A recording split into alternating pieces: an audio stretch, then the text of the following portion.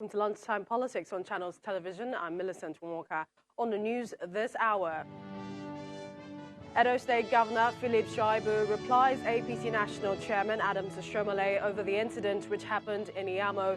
Mr. Shaibu says he did not orchestrate the attack.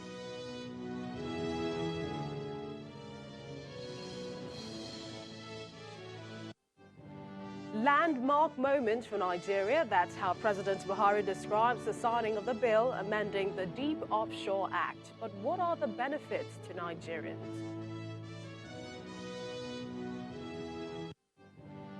Nigerian borders stay closed as federal government gives stringent terms on trade and importation.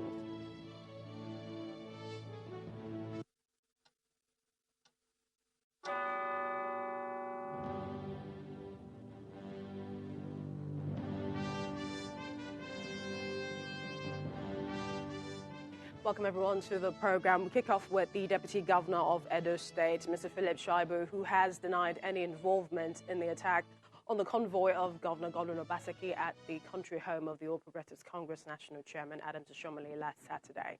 Mr. Shomale had apologized over the attack but told journalists in Abuja that the incident was instigated by the Edo State Deputy Governor, whom he accused of, in his words, having a high propensity for violence. But reacting to the allegation in a statement, Mr. Shaibu explained that he was also a victim of the attack, being in the same convoy with Governor Obaseki and other dignitaries when the violence broke out. He accused Mr. Shomale of asking his supporters to take up arms against the state because he felt offended and intimidated by the huge crowd of party youth that came out in solidarity with the governor at Iyamo the previous day. Mr. Shaibu described himself as a man of peace who has never been associated with thuggery or violence. Away from that, yesterday, the president assented to the amendment of the Deep Offshore Act in London, stating that Nigeria will now receive its fair, rightful and equitable share of income from the country's natural resources. President Muhammadu Buhari described it as an important day for all Nigerians, but particularly the young generation. A statement from the presidency reads that a combination of complicity by Nigerian politicians and foot dragging by oil companies has for more than a quarter century conspired to keep taxes to the barest minimum above $20 per barrel, even though the price is 3 times the value. With the signing, the statement adds that for the first time under the amended law, 200 million Nigerians will receive a fair return on the excess resources, while more income will allow for better infrastructure and jobs. The Chief of Staff to Mr. President, Mr. Abba Kyari, was with him when he signed the act. But to the average Nigerian, what is the implication of the amended act and also the benefits? An expert breaks it down for us, and we're now being joined by Professor Charles Ofuegbu, a former presidential special advisor on energy.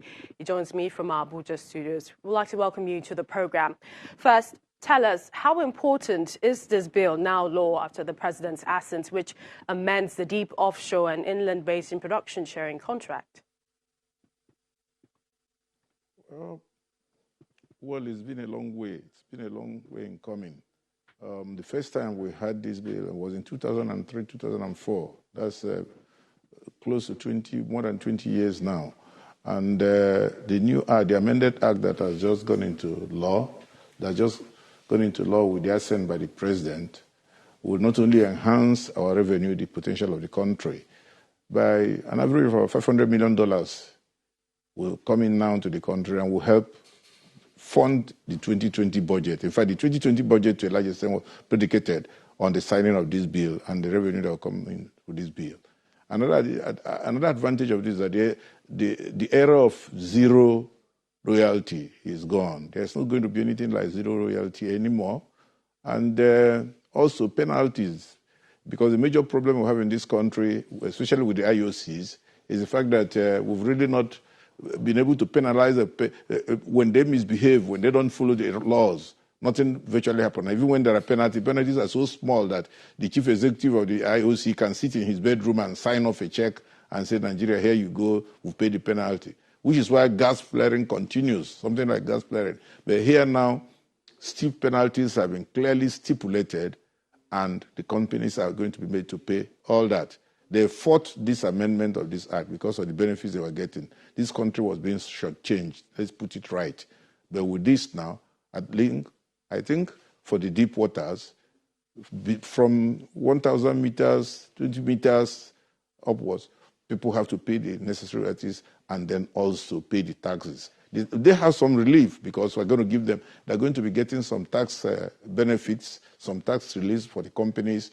But like you said, give and take. You have to give and then you have to take. But the important thing is that we're going to get additional funding into the system for this country, and that will help boost the lifestyle of the Nigerians, boost the life of Nigerians, and also fund the budget and reduce the level of borrowing that the government has to do to fund the 2020 budget. Can you tell us, Professor, what Nigeria as a country was losing before this amendment and signing?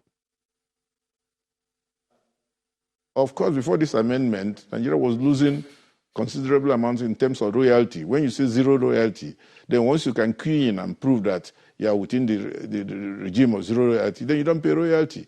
It becomes zero. But now there's nothing like that anymore. So the country was also losing in terms of the fact that when people, even the existing act, nobody could even enforce it because there are no penalties. Then there's also something more important that has come in. It's no longer an act that to remain as it is now in perpetuity.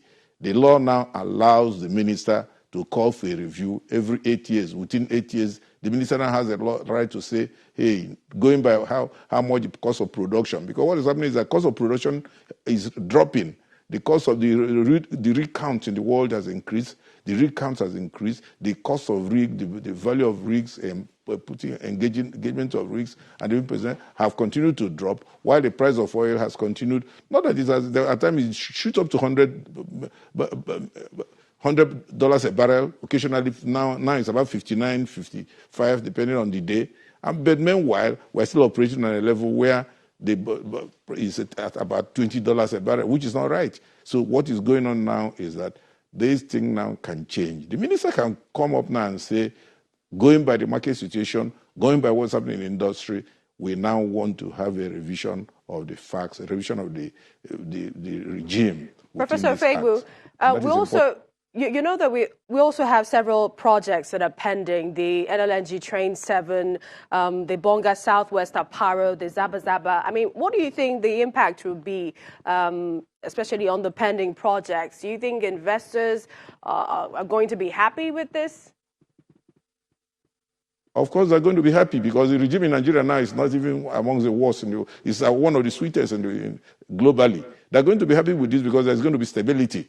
And when you have an act that guarantees stability, even if it's for 8 years, you don't know you're working within 8 years, there's stability. Unlike before, when today, tomorrow, people are not sure, when is this act being amended? Is this still in force? Is this that? But now I think for industry, stability is a key word, that they have stability, they can plan and plan, and then grow. And also, it creates a friendly environment for people to come in, knowing fully well there is a spelled out, there is a regime on paper that will be enforced. Not, oh, nobody is sure, 2003, is it 2004, is it 2005? So what are we doing? But now it's right down there on paper. So any investor likes to be in a situation where you can plan. And the tax incentives that will go with this is enough also to bring in investors, even for the LNG project, which is very important.